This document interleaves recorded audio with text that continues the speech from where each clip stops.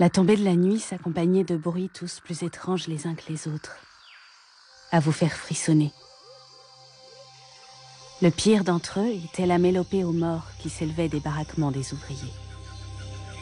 Quand l'un d'entre eux disparaissait, sa famille et ses amis se rassemblaient autour d'une bouteille de rhum et se lamentaient en chantant des gospels. Tous les jours, ils prenaient le petit déjeuner ensemble et ils se regardaient en sachant très bien que le soir, il y en aurait un ou deux qui manqueraient.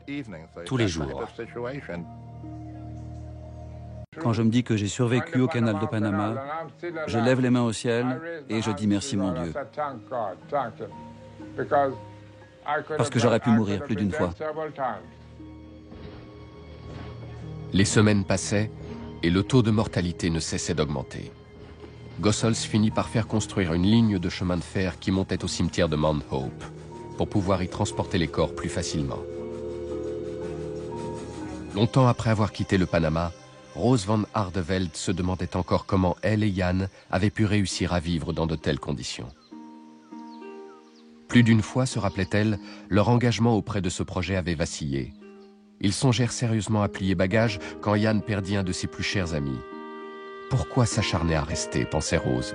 Après tout, ce canal verra le jour, avec ou sans nous. Les Américains étaient confrontés à un vrai problème. Toute la main-d'œuvre blanche qui arrivait pour y travailler repartait presque aussitôt. Ils n'aimaient pas travailler au Panama. Et je crois que jusqu'en 1907, le turnover était de 100% parmi les employés blancs. Cela compromettait la réussite du projet. Pour y remédier, on essaya d'équiper les maisons de tout le confort possible. C'est seulement au cours de l'été 1908 que Jan et Rose trouvèrent une vraie raison de rester. Elle se présenta sous les traits d'une coquette maison neuve, construite dans une jolie rue bordée d'arbres. La maison était propre et confortable, se rappelait Rose. C'était la maison que tout père de famille américain rêvait d'offrir à sa famille. Au fur et à mesure, les conditions de vie s'amélioraient. On vit d'abord arriver des réfrigérateurs, l'électricité, et même des maisons YMCA construites par le gouvernement où l'on pouvait jouer aux cartes, au billard et emprunter des livres. On organisait des bals le samedi soir et des parties de baseball le dimanche. On comptait plus de 3 douzaines d'églises et des centaines de clubs et de fraternités, telles que la Fraternité des Hommes du Chemin de Fer, les Anciens Compagnons, des maisons d'hôtes et les Chevaliers de Pythias. Rose se souvenait que tous ces efforts portèrent leurs fruits. Les Américains restaient plus longtemps au Panama. Leurs familles venaient les rejoindre et les amitiés se tissèrent. Nous finîmes par former une joyeuse clique, disait-elle, et rien ne nous paraissait plus important que ce grand projet que l'on voyait vivre, avancer et se réaliser. Voilà quelle était notre vie.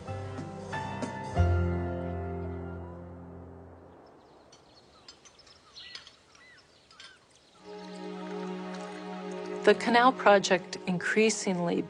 canal devenait la risée de plus en plus d'Américains, qui n'y voyaient qu'une représentation utopique des États-Unis.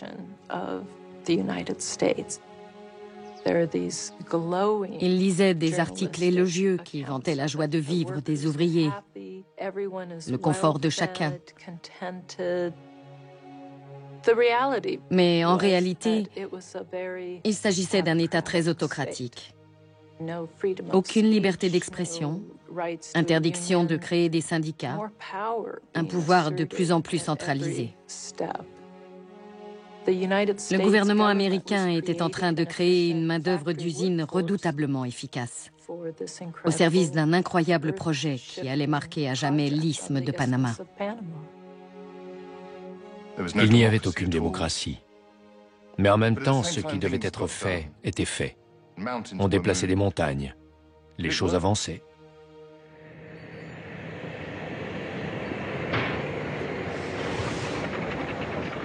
En 1911, le canal avait fait des progrès significatifs et les gros titres des journaux du monde entier.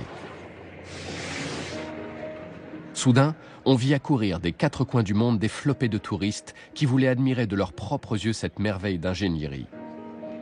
Comme s'exclama un visiteur ébahi, les Américains étaient en train de prendre la plus grande liberté qu'on ait jamais prise avec la nature. De toutes les géniales performances du canal, aucune ne fascinait autant que ces immenses écluses que l'on avait surnommées les imposantes portes d'entrée du canal de Panama. Ces écluses sont d'immenses structures en béton, avec des conduites souterraines incroyablement sophistiquées. Elles constituaient le plus grand défi d'ingénierie, le plus grand projet d'ingénierie que la Terre ait alors jamais porté. Au total, il aura fallu 5 millions de sacs et de tonneaux de béton afin de construire les écluses, les barrages et les déversoirs. Préparé sur place, puis versé dans de gigantesques seaux d'une contenance de 6 tonnes, le béton était ensuite hissé sur des grues immenses qui le transportaient et le coulaient.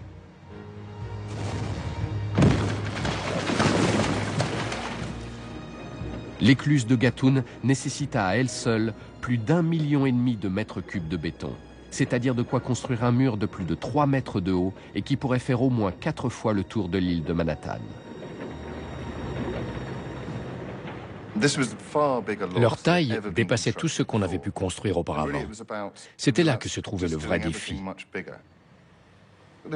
Certaines idées étaient franchement ingénieuses, comme par exemple faire en sorte que les portes des écluses soient creuses et imperméables, ce qui les rendait bien plus légères et diminuait le poids que devaient supporter les charnières. Bien qu'elles ne fassent pas loin de 25 mètres de haut, elles étaient si bien équilibrées qu'un moteur de 40 chevaux suffisait pour les actionner. Tout fonctionnait à l'électricité, ce qui était assez révolutionnaire pour l'époque. Les usines n'en étaient même pas encore là. Cette électricité était générée par un système hydroélectrique installé au niveau des déversoirs et qui suffisait à actionner les portes. C'était un petit bijou d'ingéniosité.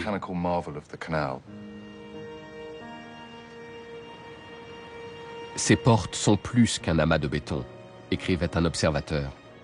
Elles représentent la foi et le courage de ceux qui se sont battus contre le doute et l'incrédulité. Elles portent en elles l'audace et l'énergie d'une grande nation. Elles sont l'accomplissement d'un rêve multiséculaire et la promesse d'une croissance toujours plus grande.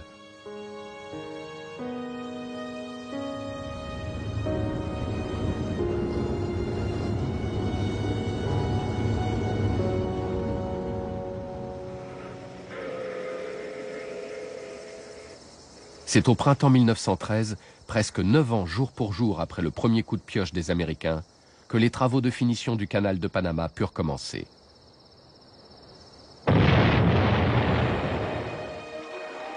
En mai, les pelleteuses à vapeur numéro 222 et 230 se retrouvèrent enfin au milieu de la coupe de Culebra. En juin, on scella l'ultime déversoir du barrage de Gatun, permettant ainsi au lac de Gatun de prendre toute sa place.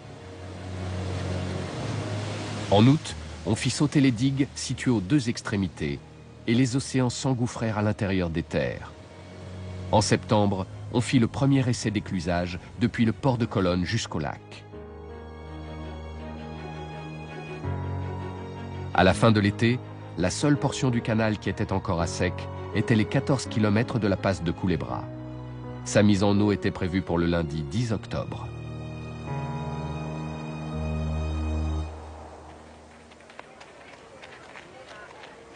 Dès le début de l'après-midi, on vit une foule s'amasser à Gamboa, sur la rive du lac Gatun. Des ouvriers et leurs familles, des hauts dignitaires des États-Unis, des touristes qui n'avaient pas hésité à venir d'Europe ou d'Asie de l'Est. À 14 h, le président Woodrow Wilson, suivant une astuce mise au point par un journaliste, devait appuyer sur un bouton depuis son bureau de la Maison-Blanche qui enverrait par télégramme l'impulsion électrique qui ferait exploser le barrage de Gamboa et permettrait aux eaux du lac Gatun de se déverser dans la passe.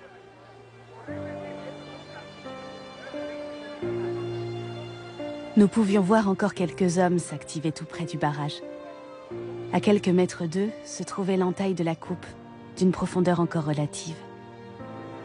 De petites vagues venaient lécher la rive, comme si le lac était impatient de pouvoir se libérer d'une partie de sa surcharge. La tension montait.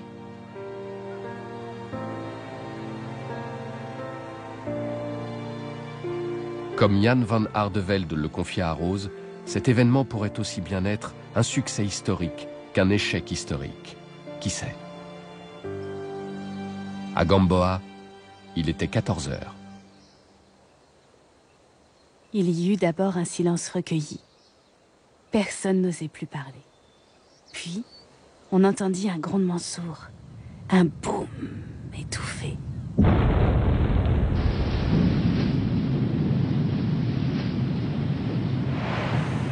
Une triple colonne de fumée et de gravats monta dans le ciel et redescendit gracieusement des deux côtés du barrage, telle une fontaine.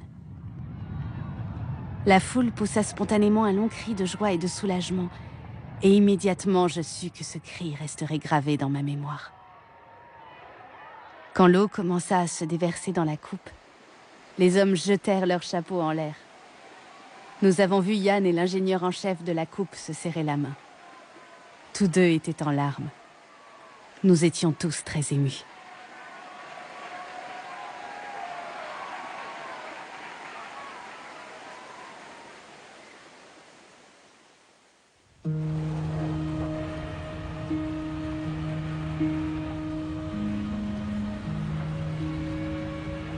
L'ouverture officielle du canal était prévue pour le 15 août 1914. Mais 12 jours auparavant, un bateau, le Cristobal, fit un dernier test et emprunta le canal dans toute sa longueur. Il devint le premier bateau à transiter depuis le Pacifique jusqu'à l'Atlantique par le canal de Panama. C'est assez impressionnant de passer ces écluses. On pointe le bout de son nez, et ce sont 100 000 mètres cubes d'eau qui s'échappent dans les déversoirs sous la force de la gravité et vous font monter de 10 mètres ou plus. Quand on se trouve sur un de ces bateaux et qu'on le sent monter, il faut du temps pour réaliser ce qui est en train de se passer. Notre bateau est en train de franchir une montagne. C'est hallucinant.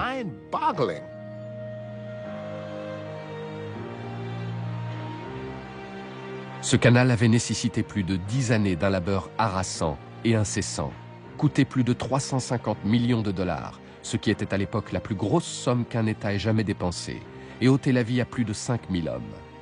Mais ce succès avait projeté les États-Unis sur le devant de la scène mondiale et annonçait l'émergence, à l'aube de ce siècle, d'une nouvelle puissance. Ce canal était un symbole pour les Américains. Il réunissait tous les savoir-faire dont les États-Unis étaient si fiers, en termes de puissance, de technologie, de détermination, d'organisation, et dont ils sont toujours aussi fiers aujourd'hui. Et tout cela, ils le mettaient au service du monde entier. Cela faisait 500 ans que les hommes en rêvaient. C'était maintenant fait. L'Atlantique et le Pacifique étaient à jamais reliés. Les États-Unis s'étaient emparés de la place de première puissance mondiale.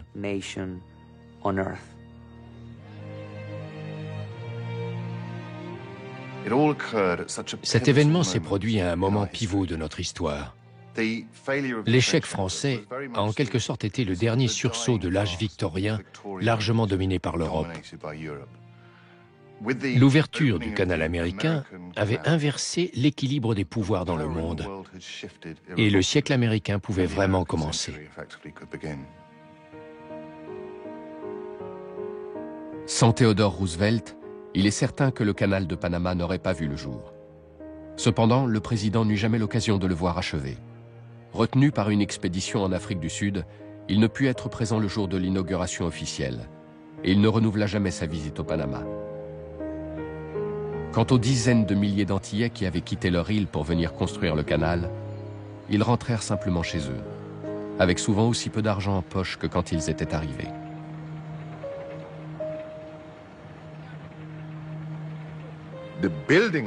Le chantier avait été une véritable torture pour les mineurs. Mais c'était devenu une des merveilles du monde.